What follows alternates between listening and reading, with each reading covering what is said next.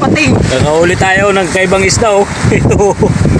Ano, iba yung kakaibang isda ang huli natin ngayon oh. Namakain ba yan? Hindi natin alam kung kinakain to. Pakawalan mo na lang yan eh.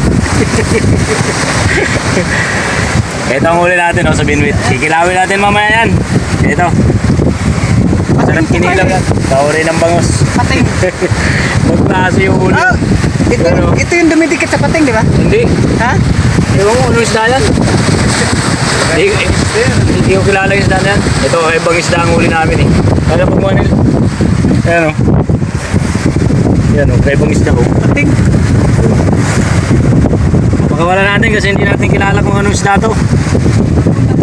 Ayan o. Pakawala muna natin kasi hindi natin kilala kung kinakain to hindi. Ayan na, papalipaliparin na natin. Ayan na, binalik natin. Eto, kikilawin natin to ngayon. Malasan pa pa eh. Oo, malasan pa tayo, hindi natin kilalang isda eh.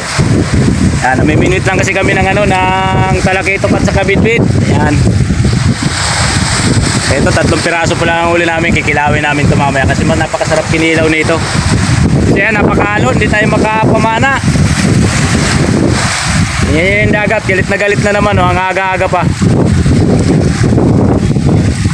Yan sa ating mga taga-subaybay sa ating vlog, ha? Good morning pala.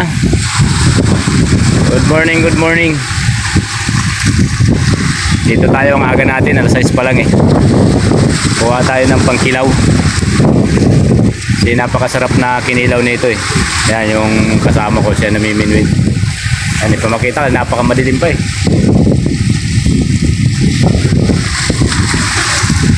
Tingnan nyo naman sa ano, aga-aga pa yan, napakalaki na ng mga alon eh. Wala kang makikita nangingis na sa laot. Napaka ano, alon. Kahapon pa to, magdamag.